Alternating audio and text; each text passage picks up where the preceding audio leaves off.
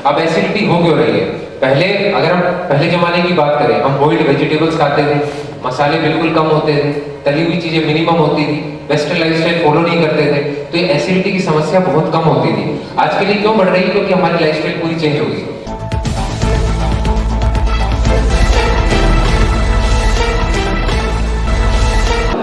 नमस्कार, आप देख रहे हैं आरबीएम न्यूज। आज आरबीएम न्यूज की टीम आशियाना उत्सव, आशियाना विलेज भिवाड़ी राजस्थान पहुंची हुई है, जो गुड़गांव से लगता हुआ है। और आज आप देख सकते हैं कि हमारे सामने जो है प्रसिद्ध ICU consultant doctor Ravi Ranjan साथ में है। डॉक्टर मनोज हम लोग के बहुत अच्छे गैस्ट्रोएंटरोलॉजिस्ट हैं और सीनियर सिटीजन्स में ये पेट से रिलेटेड कई दिक्कतें होती हैं, कंस्टिपेशन है, गैस्ट्रिक प्रॉब्लम है। आई वुड लाइक कि डॉक्टर मनोज से जो क्वेरीज हैं आप लोग कर सकते हैं। इसी पृथ्वी पे ही बीमारी का उत्पन्न हुआ है और इसी पृथ्वी में ही इसका इलाज है। तो कहने का मतलब क्या है? गैस्ट्रिक प्रॉब्लम वो भी हमारे लाइफस्टाइल के चेंजेस की वजह से रही है और इसका इलाज भी लाइफस्टाइल चेंजेस के साथ ही होगा। अब एसिडिटी हो क्यों रही है? पहले अगर हम पहले जमाने की बात करें, हम बॉइल्ड वेजिटेबल्स खाते थे, मसाले बिल्कुल कम होते थे, तली हुई चीजें मिनिमम होती थी, वेस्टर्न लाइफस्टाइल फॉलो नहीं करते थे, तो ये एसिडिटी की समस्या बहुत कम होती थी। आज के लिए क्यों बढ़ रही है? क्योंकि हमारी लाइफस्टाइल पूरी चेंज हो गई। तो दो एस्पेक्ट हैं, एक तो इसका प्रिवेंशन कि हमें हो ही ना, सबसे बेस्ट चीज जो हर आदमी चाहेगा, और एक होता है ट्रीटमेंट कि अगर हो गया तो अब क्या किया जाए। तो प्रिवेंटिव पार्ट के लिए क्या है हमारे लिए कि हम जो भी खाना खाएं उसमें स्पाइसेस का अमाउंट हमेशा ही कम रहे, टी, कॉफी, कोल्ड ड्रिंक इनका अमाउंट कम लिया जाए जितना कम हो सकता है। सुबह शाम दोनों time if possible half hour की वॉकिंग की जाए। इस एज ग्रुप में तो पर्टिकुलरली जरूरी है, क्योंकि ये पाया गया रिसर्च में जब हम वॉकिंग करते हैं तो हमारा पेट और आंतों की जो स्पीड है वो नॉर्मलाइज हो जाती है। जैसे मान के चलिए इस तरीके से चल रही है तो नॉर्मल रहेगी। अगर हम वॉकिंग ना करें और सेडेंटरी लाइफस्टाइल रहे तो हमारी आंतें स्लो हो जाती है। स्लो होने की वजह से अगर हम कुछ खा रहे हैं तो आगे जो पुश ही नहीं होगा या प्रोपेल नहीं होगा तो हमें हर समय ब्लोटेड और भरा हुआ फील होगा। और ये समस्या सबसे ज्यादा आती है मोर देन 60 ईयर पॉपुलेशन में, क्योंकि उनकी लाइफस्टाइल इतनी एक्टिव नहीं रहती है, जो उस समय हम कर नहीं रहे हैं, फिजिकल एक्टिविटी अगर हमारी है नहीं, तो हमारे साथ एसिडिटी की प्रॉब्लम या ये डिस्पेप्सिया की प्रॉब्लम होने के चांसेस कई गुना बढ़ जाते हैं। तो सबसे इंपॉर्टेंट खाना क्या है, उसमें वेस्टर्न लाइफस्टाइल फॉलो करने की बजाय इंडियन लाइफस्टाइल फॉलो कर देंगे। दूसरा, वॉकिंग बहुत जरूरी है। अगर आप कोई और एक्सरसाइज नहीं कर रहे तो एटलीस्ट हर रोज मिनिमम 30 मिनट्स तो वॉकिंग आपने करनी है। स्पीड क्या है वो आपके कंफर्ट लेवल के ऊपर डिपेंड करता है। अगर आप कार्डियक पेशेंट्स हैं और आपको एडवाइस किया गया है कि आपको ज्यादा हाई स्पीड से नहीं चलना है तो आप मॉडरेट स्पीड से चलिए। अदरवाइज कहते हैं एक्सरसाइज या वॉकिंग वो बेस्ट होती है जिसमें चलते समय आपकी हार्ट रेट मोर देन 100 हो, उसका सबसे ज्यादा इफेक्ट अच्छा आता है बॉडी के ऊपर। पर डिस्पाइट अगर आपके डॉक्टर ने इस चीज के लिए मना किया हो तो बात अलग है। रूटीन में हमें इस स्पीड से एक्सरसाइज करनी है कि हमारा heart rate more than 100 achieve कर ले। बॉडी वेट हमारा रिड्यूस होना चाहिए। अब बॉडी वेट बढ़ता क्यों है, ओबेसिटी क्यों आती है? अगर मान के चलिए हमारी रिक्वायरमेंट जो है, जो हम फिजिकल एक्टिविटी है उससे ज्यादा अगर हम इनटेक कर रहे हैं, खाना खा रहे हैं, तो बॉडी की जो कैलोरी कहाँ जाएगी? वो फैट के रूप में बॉडी में इकट्ठा हो जाएगी। जैसे एक हम फार्मर की बात करें, उनकी फिजिकल एक्टिविटी कई गुना हमसे ज्यादा होती है, तो उनकी रिक्वायरमेंट इनटेक वाइज भी काफी ज्यादा हो जाती है। तो उनका एपेटाइट भी ज्यादा होगा, उनका इंटेक भी ज्यादा होगा, और उसके बावजूद उनको कोई डिजीज भी नहीं होगी और एसिडिटी भी नहीं होगी। हमारा क्या है, क्योंकि हमारी एक्टिविटी लेट सपोज नहीं है, मेरा सिटिंग जॉब है, मैं सेडेंटरी लाइफस्टाइल अगर जी रहा हूँ तो मुझे अपना इंटेक के हिसाब से कम करना पड़ेगा। अब हम कहें खाना तो हम दूसरे के बराबर खाएंगे, एक्टिविटी हमारी दूसरे से आती है, तो उस एक्स्ट्रा कैलोरी का क्या होगा? पेट पे शरीर में उसका फैट के रूप में जमना शुरू हो जाएगा। और जितना बॉडी में फैट ज्यादा होगा, एसिडिटी, हार्ट अटैक होना, इवन लकवा लगना, ये सब शिकायतें बढ़ती चली जाती है। तो हमें मोटापा आने नहीं देना। अगर इनकेस आ गया है उसके लिए फिजिकल एक्टिविटी करनी, कैलोरी कंजम्पशन कम करना है, इससे ये कंट्रोल हो जाएगा। और एसिडिटी इनकेस अगर हो गई है तो उसके लिए सबसे सिंपल ट्रीटमेंट है कि आप डॉक्टर से कंसल्ट कीजिए, कंफर्म कराइए वो एसिडिटी है वो या कोई और दिक्कत है पेट की, क्योंकि इस एज ग्रुप में मोर देन 60 के अंदर पेट का कैंसर होने की संभावना ही बढ़ जाती है। उसके भी सिम्टम्स एसिडिटी के सिम्टम्स को मिमिक करते हैं। कई बार हम कहते हैं कलेजे में हमें दर्द हो रहा है, अब वो दर्द क्या हो, एसिडिटी का है, या फिर हम अगर हमारे पास इसकी स्मोकिंग अल्कोहल की तो हो सकता है हमारे कैंसर भी हो सकता है। तो आपको किसी गैस्ट्रोएंटरोलॉजिस्ट या फिर फिजिशियन से कंसल्ट करना पड़ेगा। आपसे कितने लोग आके बात कर रहे हैं, आपको कितना टाइम दे रहे हैं परिवार वाले, वो क्या अपने आप में स्ट्रेस जनरेट करने लग जाते हैं। सर आप मैं आपको बताता हूँ, एक और खास बात है साइकोलॉजी की कि आपको अपनी बीमारी का स्ट्रेस लेवल का पता होना क्या होता है। दो एस्पेक्ट्स होते हैं ब्रेन के, कॉन्शियस लेवल, एक सबकॉन्शियस। कॉन्शियस में आपको पता चल जाता है कि मुझे स्ट्रेस है। सबकॉन्शियस लेवल पे जब स्ट्रेस होता है आपको लगेगा मुझे स्ट्रेस है नहीं, जबकि वो स्ट्रेस चल रहा है, पर आपको पता नहीं चलेगा।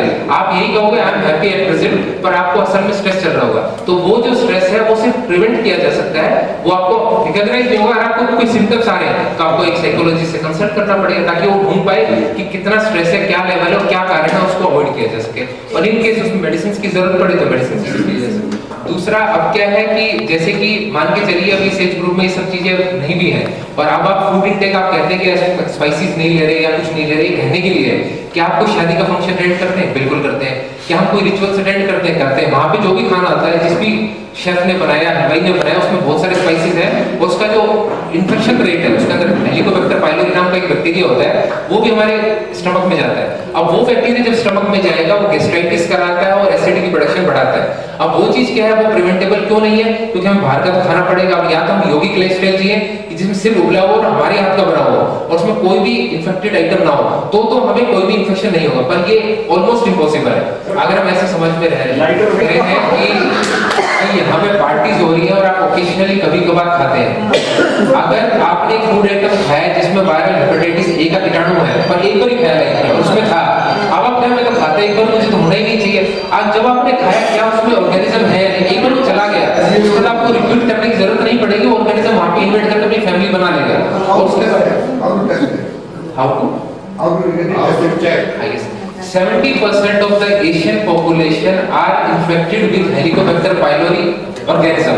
हम में से भी 70% लोगों के पेट में इस समय हेलिकोबैक्टर पाइलोरी इन्फेक्शन है, but 10% patients they develop the symptoms. जब हम कहते हैं हमें कलेजे में दर्द हो रहा है, छाती में दर्द है या जलन हो रही है, एसिडिटी प्रॉब्लम हो रही है, वो प्रॉब्लम सिर्फ 10% होती है। जो बची हुई 60% है उनके पेट में ऑर्गेनिज्म है। ऑर्गेनिज्म का होना कोई बुरी बात नहीं है, ना कोई दिक्कत कर रहा है, we don't need to treat that. पर अगर वो ऑर्गेनिज्म सिम्टम्स करने लग जाए then we have to eradicate that organism. वो कैसे पता चलता है? उसके लिए स्टूल का भी टेस्ट आता है ऑर्गेनिज्म के लिए, यहाँ एंडोस्कोपी करते हैं जो दूरबीन की जांच जिसे कहते हैं, पेट में जाके देखते हैं, वहां पे अगर हमें अल्सर मिल रहा है या वहां पे जलन मिल रही है तो वहां से सैंपल लेके किट में डालते हैं। वो kit with in 2 to 3 minutes बता देती है कि आपको हेलिकोबैक्टर पाइलोरी इन्फेक्शन है या नहीं।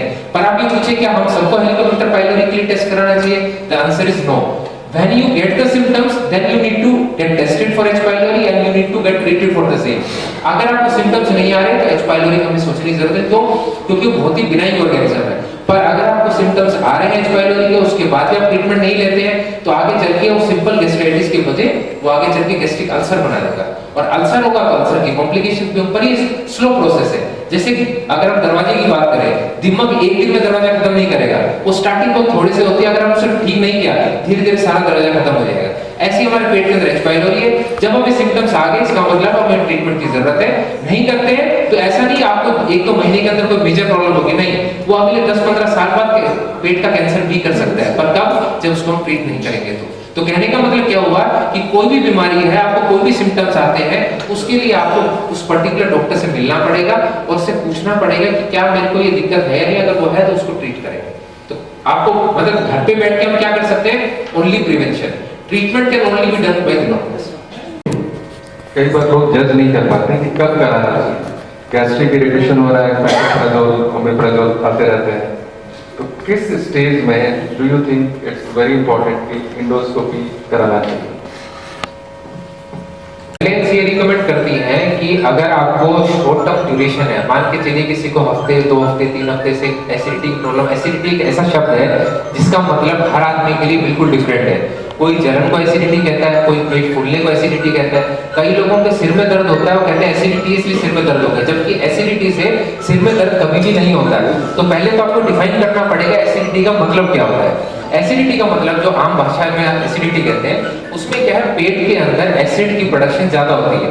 अब एसिड ज्यादा बनेगा तो या तो कलेजे में जलन या दर्द करेगा, या वो छाती के बीच में जहां पे हम सर बता रहे थे कि हार्ट का पेन होता है तो वहां पे भी वो जलन कर सकता है, या फिर आपको खट्टी डकार आना या मुंह में कड़वा पानी आना, और या फिर खाना ऊपर की तरफ आना, बार बार खट्टी डकार आना। ये जो सारे सिम्टम्स हैं ये एसिडिटी की पहचान है कि इसका मतलब एसिडिटी की दिक्कत हो सकती है। अगर इनमें से कोई दिक्कत नहीं है तो इसका मतलब एसिडिटी नहीं है। अगर ये सिम्टम्स आते हैं शॉर्ट ड्यूरेशन के लिए आते हैं, मान के चलिए आपने कोई स्पाइसी खाना खाया, आपको उस रात को दिक्कत हुई, आप एक पेंटोप्राजोल की एसिडिटी की टेबलेट ले फिर सो जाते हैं, बिल्कुल ठीक हो जाते हैं, आपको एंडोस्कोपी की कोई जरूरत नहीं है। लेट सपोज आपने अपने लाइफस्टाइल चेंज करके भी देख ली, पर आपको ये सिम्टम्स बार-बार आ रहे हैं और आपको डॉक्टर्स ने 2 to 3 वीक्स के लिए एंटासिड या फिर एसिड सप्रेसिंग ड्रग दिया है, टेबलेट्स दी है, उसके बाद भी आपके सिम्टम्स दोबारा रिकर हो रहे हैं, इसका मतलब है अब हमें एंडोस्कोपी कराने की जरूरत है। अब एंडोस्कोपी के बारे में कई लोगों को भ्रम होता है कि एंडोस्कोपी तो अंदर दूरबीन डालेंगे पता नहीं मुझे क्या हो जाएगा। तो मैं आपको बता दूं एंडोस्कोपी बहुत ही सिंपल टेस्ट है। ये टोटल अगर हम टाइम ड्यूरेशन की बात करें 4 to 5 मिनट्स के अंदर ही फिनिश भी हो जाता है। जब हम एंडोस्कोप डालते हैं उसके 5 मिनट के बाद हमारा एंडोस्कोप बाहर। अब हमें चेक क्या करना है इसमें, हमारे यहाँ पे गले में यहाँ से लेके नीचे तक फूड पाइप होती है जिसे इसोफेगस कहते हैं। हमें फूड पाइप देखनी है अंदर से, यहाँ स्टमक है जो पेट की थैली कहते हैं, और इंटेस्टाइन का शुरुआत का हिस्सा जिसे स्मॉल इंटेस्टाइन कह देते हैं या आंतें कह देते हैं हिंदी में। ये 3 हिस्से हमें देखने होते हैं कि इसमें क्या दिक्कत है, क्या इसमें अल्सर है या नहीं, क्या इसमें हेलिकोबैक्टर पाइलोरी नाम का बैक्टीरिया है या नहीं, या फिर कोई और दिक्कत। तो कई लोगों को क्या होता है मोर देन 60 इयर्स पे हमारे खाने की नली और पेट के बीच में वॉल्व होता है, ये वॉल्व होता है वन वे वॉल्व। इसका मतलब है कि अगर हम कुछ खाना खा रहे हैं वो खाना नीचे तो जाना चाहिए पर वो खाना ऊपर नहीं आना चाहिए, इसलिए इसको वन वे वॉल्व कहते हैं। जिन लोगों का ये वॉल्व ढीला हो जाता है, लूज हो जाता है, उनका खाना ऊपर से नीचे तो जा रहा है पर नीचे खाना वापस ऊपर भी आ रहा है, जो कि गलत है। इसका मतलब इसकी जो पेटेंसी है या इसकी जो टोन है वो लूज हो गई है। तो वो चीज काफी एंडोस्कोपी से पता चल जाता है ये वॉल्व कितना ढीला है। कई लोग कहते हैं हम हर तरह की गोली खा ली पर हमारा खाना वापस बार बार मुंह में आ रहा है या मुंह में खट्टा पानी आ रहा है और हमने कई टेबलेट्स ट्राई कर ली पर ठीक नहीं हो रहा। हो सकता है हमको एसिड नहीं बन रहा ज्यादा, पर जबकि उनका वॉल्व लूज है उसकी वजह से सारा खाना जो भी हम खाते हैं वापस रिगर्जिटेट होता है। तो ये सारी चीजें पता लगाने के लिए हमें एंडोस्कोपी करनी पड़ती है। एंडोस्कोपी का खाने की नली के अंदर कोई कैंसर है, पेट के अंदर कैंसर है या आंतों की शुरुआत में है, वो भी एंडोस्कोपी से पता चल जाता है। अगर कहते हैं कि अगर मान लीजिए किसी के लैट्रिन के रास्ते खून आ रहा है या लंबे टाइम से कब्जी चल रही है, हो सकता है आंतों का कैंसर हो, उसके लिए दूसरी दूरबीन है उसे भी एंडोस्कोपी कहते हैं, पर वो लैट्रिन के रास्ते हम दूरबीन डाल के आंतों के अंदर जाके देखते हैं, इसे कोलोनोस्कोपी कहते हैं, ताकि उसे पता चले कोई कैंसर है नहीं।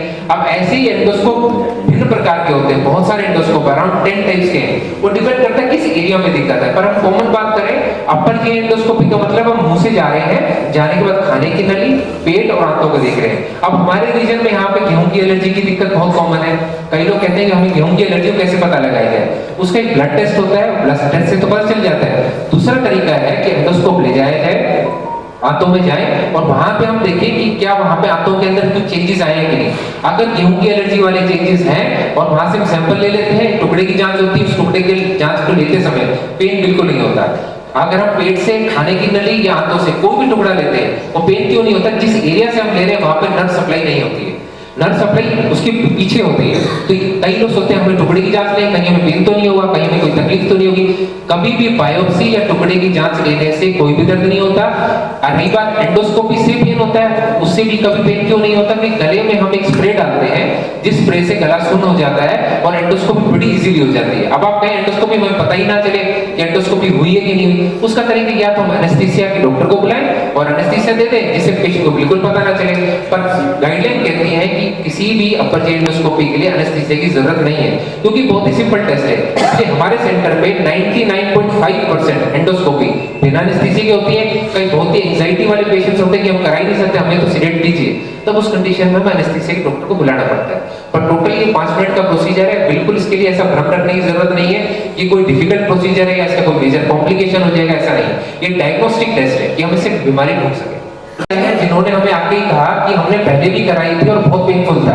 अभी डिपेंड करता है, पहली बात तो उन्होंने कुछ लोगों ने 10 साल पहले कराई, कुछ लोग 20 साल पहले। उस समय जो एंडोस्कोप थे बहुत रिजिड टाइप के थे, वो जाते समय जो एंडोस्कोप जाता है वो पेन करते थे। आज के टाइम पे बहुत ही फ्लेक्सिबल एंडोस्कोप है, इजीली मूव कर जाते हैं, जहां भी बेंड होगा वो इजीली मूव करेंगे। दूसरा, करने वाले की टेक्निक के ऊपर भी डिपेंड करता है। तीसरा चीज, पेशेंट कईयों को मान के चलिए खाने की नली में नैरोइंग है और उसमें से एंडोस्कोप पास करेंगे तो उसमें तो थोड़ा बहुत पेन हो सकता है। उसको अगर ऐसी बीमारी या कैंसर है तो उसमें थोड़ा पेन हो सकता है, पर आम आदमी का जो कि 99% एंडोस्कोपी जो करते हैं उसमें कोई पेन नहीं होता है। और 1% में भी जिनको बहुत बड़ी डिजीज है उन्हीं को ही थोड़ा बहुत पेन होता है, वो भी मेजर पेन नहीं है कि वो सहन ना कर पाए, इमीडिएटली एंडोस्कोपी अबॉर्ट करनी पड़े। बहुत इजी प्रोसीजर है, 4 to 5 मिनट्स। पेशेंट को एनपीओ का मतलब नील पर ओरल, इसका मतलब खाली पेट आना पड़ेगा, क्योंकि हम पेट में जाके देख रहे हैं, अगर पेट में ही खाना पड़ा होगा तो हम पेट के स्ट्रक्चर्स को देखेंगे कैसे। तो इसका तरीका क्या है, यूजुअली कहते हैं 5 to 6 आवर्स की फास्टिंग करनी पड़ती है। लेट्स सपोज आप मॉर्निंग टाइम पे कराना चाहते हैं, रात को आपने डिनर किया, सुबह उठिए 5 to 5:30 के बीच में 1-2 ग्लास पानी पी सकते हैं, क्लियर वाटर, क्योंकि वो इंटरप्ट नहीं करता है। 5:30 to 10:30 के बीच में 5 घंटे का गैप दे दीजिए, पानी मत लीजिए, 10:30 पे आप अपनी एंडोस्कोपी करा सकते हैं।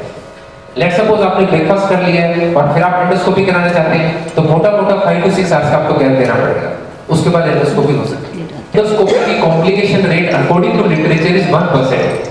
100 लोगों की एंडोस्कोपी करेंगे, उसमें से एक हो सकता है। बाकी मेरा एक्सपीरियंस जो पर्सनल है वो 1% भी नहीं है, वो अराउंड 0.2% या 0.3% मान लीजिए, वो भी किसके, जिसके यहाँ पर कैंसर या कोई दिक्कत है, otherwise it is totally safe. बाकी लिटरेचर क्या कहता है, क्या क्या कॉम्प्लिकेशंस हो सकते हैं जब हम एंडोस्कोपी करते हैं। उस दौरान खाने की नली के फटने के रिस्क रहते हैं, हाथों में जाते हैं उसके फटने के रिस्क रहते हैं, पर वो रिस्क कितने हैं, जैसे कि हम यहाँ बैठे हैं, यहाँ पे अगर अर्थक्वेक आ गया तो बिल्डिंग हमारे ऊपर गिर गई, तो उसके रिस्क हैं, बिल्कुल है। क्या हमारे मरने के रिस्क है, बिल्कुल है। फिर भी हम यहाँ गैदर क्यों हुए, क्योंकि वो रिस्क बहुत मिनिमल है, वो होंगे तो देखी जाएगी, पर वो रिस्क बहुत कम है। ऐसे एंडोस्कोपी में खाने की नली के फटने के और हाथों के फटने के जो रिस्क हैं वो इतने नेग्लिजिबल है कि मैंने अपनी जितने मेरे एक्सपीरियंस में एक भी केस नहीं देखा। लिटरेचर कहता है ऐसा कब हो सकता है, जिनके खाने की नली में डायवर्टिकुलम होता है, जिसे ज़ेंकर डायवर्टिकुलम कहते हैं, वो बहुत ही रेयर पाया जाता है। अगर उसके अंदर हम जाएंगे तो उसके फटने के रिस्क होंगे, पर वो कितने लोगों को होता है, वो 10,000 में से किसी एक आदमी को होता है। अगर वो एंडोस्कोपी करें, उसमें अगर हम सेफली करें तो उसकी भी परफोरेशन नहीं होगा। तो एंडोस्कोपी में कॉम्प्लिकेशन रेट उतने ही कम है जितने यहाँ पे बैठ के अर्थक्वेक के आने के बाद हमारे मरने के चांसेस है। वोमिटिंग को डिटेल हिस्ट्री लेनी पड़ेगी, वोमिटिंग कब से है, कितने टाइम्स हो रही है, किस टाइप की वोमिटिंग है, डायरिया भी है वो छोटी आंतों की वजह से कि बड़ी आंतों की वजह से, और उससे रिलेटेड फिर हमें टेस्ट पेशेंट की पर्टिकुलर हिस्ट्री लेके उसको एग्जामिन करने के बाद पता चलता है कि this particular set of test we have to go for.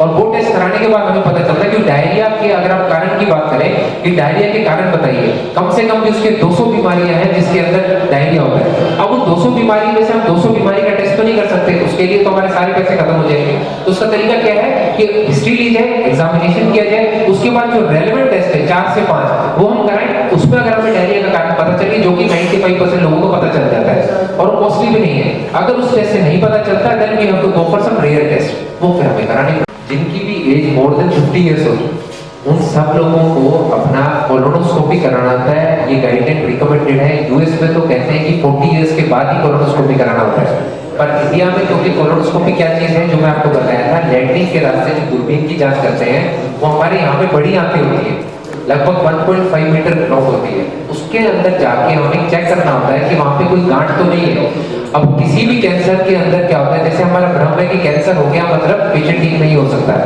ऐसा नहीं है। कैंसर की शुरुआती स्टेज में अगर हम उसे पकड़ लें, उसको ठीक कर दें, तो 100% क्योरेबल है। अब आंतों का जो कैंसर है वो कैसे शुरुआत होता है, छोटी गांठ के साथ शुरुआत होता है, और आंतों का कैंसर 50 इयर्स की एज के बाद ही बढ़ने के चांसेस कई गुना ज्यादा होते हैं एज कम्पेयर्ड कि लेस देन 50 इयर्स हो। तो यंग मेल्स को या मिडिल एज को कैंसर होने के, आंतों के कैंसर होने के चांसेस काफी कम है। तो उसका तरीका क्या रहता है, कोलोनोस्कोपी के लिए हमें कुछ नहीं करना होता, हमें कुछ दवाई लेनी होती है जिससे हमें डायरिया लगता है पिछली रात को, आंतें हमारी पूरी साफ हो जाती है। नेक्स्ट डे हम दूरबीन से जांच करते हैं, उसमें लगभग मान के चलिए 15 से 20 मिनट लगते हैं। उसमें दूरबीन से हम पूरी बड़ी आंखें देख लेते हैं, और उसमें अगर कोई छोटी मोटी गांठ है तो उसको काट के निकाल सकते हैं। उससे क्या होगा, कल को यही गांठ आने वाले टाइम में 2 साल या 3 साल या 5 साल बाद वो कैंसर का रूप ले लेंगे। जब वो कैंसर हो जाएगा उसके बाद पूरी आंतों को ही काट के निकालना पड़ेगा। तो किसी ने कहा अगर उंगली पे कोई इन्फेक्शन है तो उसको ठीक कर लिया जाए, बजाय कि हाथ ही कटवा दिया जाए। तो कहने का मतलब आंतों का कैंसर का बाद में ट्रीटमेंट जो कराएंगे कॉस्टली है, वो एक अलग चीज है, उसका आपको जितनी प्रॉब्लम्स आएंगी, कॉम्प्लिकेशंस होगी ऑपरेशन के बाद की, वो आपको अलग सफर करना पड़ेगा। जबकि उसका समाधान क्या है, आप time to time every 10 year you have to undergo colonoscopy. उससे क्या जो छोटी गांठ कोई भी शुरुआत में होगी वो डिटेक्ट होकर उसको निकाल दी जाएगी। तो आप लोगों के इसलिए है कि जो भी मोर देन 50 इयर्स है they should undergo colonoscopy every 10 year. में क्या होता है कि मैक्सिमम पेशेंट्स के तो ये पेनफुल नहीं है, कुछ पे, क्योंकि इसमें एंगल कई सारे होते हैं, तो डिपेंड करता है आपकी जो आंतें किस पॉइंट पे कितनी मुड़ी है। अगर वो किसी के शार्प एंड है तो उसमें थोड़ा बहुत पेन हो सकता है, उसमें ज्यादा पेन नहीं होता। हम किसी भी पेशेंट की कोलोनोस्कोपी एनेस्थीसिया के साथ में करते ही नहीं। सब पेशेंट कॉन्शियस होते हैं, फुल्ली अवेक होते हैं, वो खुद मॉनिटर पे देखते हैं उनके अंदर क्या क्या आंतों में क्या क्या दिख रहा है। हम उनको दिखाते हैं कि लीजन ऐसा है, क्योंकि स्क्रीन उनकी आंखों के सामने होती है, जैसे एक एलईडी टीवी है, ऐसे ही एक टीवी हमारे पास रहता है, उसमें जो हम कोलोनोस्कोपी कर रहे हैं उसकी सारी इमेज सामने आती है, हम भी उसमें देखते हैं, पेशेंट्स भी देखते हैं। पेन उसमें थोड़ा बहुत हो सकता है, किसी किसी को भी, सबको नहीं होता, पर ये थोड़ी सी लंबी ड्यूरेशन वाला प्रोसीजर है, 15-20 मिनट। किसी की आंतें ऐसी हैं कि बहुत ज्यादा एंगल शार्प है, उसमें 30 मिनट्स भी लग सकता है, पर यूजुअली 15-20 मिनट्स में प्रोसीजर हो जाता है, हो जाती है। ऐसे में अल्सर के अंदर से जो ब्लड वेसल है रप्चर करके ब्लीडिंग कर देती है, उसको अल्सर ब्लीड कहते हैं। तो उसमें हमें क्लिप्स लगानी पड़ती है ताकि वो ब्लीडिंग रुक जाए। वो कब होगा? जैसे ही आपको ब्लीडिंग स्टार्ट होती है, हमारे हॉस्पिटल 24 आवर सर्विस अवेलेबल है। अगर आपको लगता है किसी को खून की उल्टी किसी समय भी आपकी इमीडिएटली रात के 2 बजे हो, आपको रिपोर्ट करना है, एंडोस्कोपी होगी, उसके हिसाब से ट्रीटमेंट किया जाएगा। दूसरी कंडीशन कब आप एंडोस्कोपी करानी है? अगर आपका वेट तेजी से रिड्यूस हो रहा है, आपका जो भूख है वो तेजी से कम होती जा रही है, और आपके कलेजे में पेट में दर्द हो रहा है, जो कि अल्ट्रासाउंड आपने कराया है उसमें नॉर्मल दिख रहा है, क्योंकि अल्ट्रासाउंड कभी भी पेट की मतलब जो स्टमक है, पेट की थैली, उसके लिए नहीं बना है। उसके अंदर कोई भी गांठ होगी, कोई भी दिक्कत होगी ना, वो अल्ट्रासाउंड पकड़ में आता है। शुरुआती स्टेज होगी तो सीटी स्कैन में पकड़ में नहीं आएगा, एमआरआई में भी पकड़ में नहीं आएगा। इसलिए एंडोस्कोपी का आविष्कार हुआ है कि जो चीजें रेडियोलॉजिस्ट अपनी जांचों से ढूंढ नहीं पाते वो हम एंडोस्कोपी से ढूंढ सकते हैं। कि एंडोस्कोपी का मतलब क्या है कि इस कमरे के अंदर अगर हम जाना चाहते हैं, अगर कोई मुझसे पूछे इसमें एसी कहाँ लगा है, बाहर से तो मुझे नहीं पता, अब अंदर जाएंगे तो हमें पता चलेगा लेफ्ट दीवार के ऊपर एसी लगा। कब? जब हम अंदर जाएंगे। अब क्योंकि हम तो शरीर के अंदर जा नहीं सकते, वो दूरबीन अंदर जाती है और बाहर हम एलईडी में देख लेते हैं कि एग्जैक्टली किस स्ट्रक्चर में क्या प्रॉब्लम है। लाइफस्टाइल है वो वेस्टर्न कल्चर फॉलो कर रही है, और western people they are following Indian culture, इसलिए वहां पे ये वाली डिजीज कम हो रही है। वो योगिक लाइफस्टाइल की तरफ जा रहे हैं, योगा भी कर रहे हैं, खाने में भी वहां पे स्पाइसेस का कंसेप्ट ज्यादा है नहीं। अगर आप जापानीज और कोरियंस की बात करें, अगर आप लिटरेचर पढ़े, सबसे ज्यादा जो आयु है किसकी है? वो जापानीज और कोरियंस की है। मैं खुद कोरिया में विजिट करके आया, वहां पे आपको कोई ओबीस मेल ही नहीं मिलेगा, everybody is very slim and trim. क्यों? उनका खाने में आप खाएंगे तो कोई स्पाइसेस है, कंसेप्ट ही नहीं स्पाइसेस का, तेल का कंसेप्ट नेग्लिजिबल अमाउंट है। वो किसी भी चीज को प्रॉपर्ली बॉईल करते हैं, उसमें ज्यादा थोड़ा बहुत नमक डालेंगे, उसको इंटेक उसके हिसाब से रहते हैं, इसलिए उनकी जो एज है 80, 90, 100 यूजुअल है। हमारे यहाँ पे एवरेज एज 60, 62, 65 इतनी ही निकल रही है, और डॉक्टर्स में तो और भी कम हो जाती है। क्यों? स्ट्रेस लेवल और बढ़ जाता है, सेडेंटरी लाइफस्टाइल बैठने वाली और बढ़ जाती है, ओबेसिटी साथ में हो जाती है, तो और लाइफस्टाइल मतलब ऐसी लाइफस्टाइल की वजह से अल्सर हो जाते हैं। तो अल्सर प्रिवेंट करना है तो अपनी लाइफस्टाइल अच्छी रखिए, खाने में क्या है वो ध्यान रखना है। दूसरा, वर्कआउट हर रोज करना है। वॉकिंग सबसे इंपॉर्टेंट चीज है। वॉकिंग आपने कार्डियक पार्ट के लिए भी, या डायबिटीज के लिए भी, या पेट की रिलेटेड प्रॉब्लम्स के लिए भी वॉकिंग बहुत जरूरी है। चाहे आपको कोई बीमारी नहीं हो, कई पेशेंट्स कहते हैं हमें कोई दिक्कत नहीं, हम क्यों वॉकिंग करेंगे? अब आप ये बताइए, किसी बच्चे का एग्जाम है, वो कहे एग्जाम तो मेरे 1 साल बाद है, आज क्यों पढ़ाई करूं? वो आज पढ़ाई करेगा तब जाके एंड तक उसकी तैयारी होगी, फर्स्ट रैंक ला पाएगा। एग्जाम से पिछले दिन पढ़ेगा, डेफिनेटली फेल होगा। तो ऐसे ही हमारा जो बुढ़ापा है और हमारी जवानी हमारी बुढ़ापे की तैयारी करवा रही है। उस दौरान जिन्होंने मेहनत कर ली, बुढ़ापा अच्छा है, नहीं तो फिर दिक्कत है। कि आपकी पहले हिस्ट्री है कि कई बार आपको ऐसा हो चुका है कि आपको सेम रीजन में बर्निंग सेंसेशन होता है, और इस बार भी आपको सेम बर्निंग सेंसेशन ही जैसा पहले हुआ था, और आप पहले से डायग्नोस्ड हैं कि ये गैस की एसिडिटी की वजह से है, तो उसके चांसेस हाई लाइकली हैं कि वो गैस की वजह से होगा, वो हार्ट अटैक नहीं होगा। पर 100% श्योरिटी के साथ कहना है कि मैं कार्डियक पेशेंट हूँ इस समय या नहीं हूँ, वो बिना ईसीजी और डॉक्टर की सलाह के बिना आप नहीं बता सकते। बस एक प्रोबेबिलिटी दे सकते हैं कि मेरे को सिमिलर हिस्ट्री हुई है, ऐसा पहले भी हुआ कि इस टाइप का मेरे सेम बर्निंग पेन हुआ, उतनी ही इंटेंसिटी के साथ हुआ है। तो चांसेस ये है कि अगर आपको एसिडिटी गोली लेते हैं या कोई मेडिसिन लेते हैं तो उसे ठीक हो जाएगा।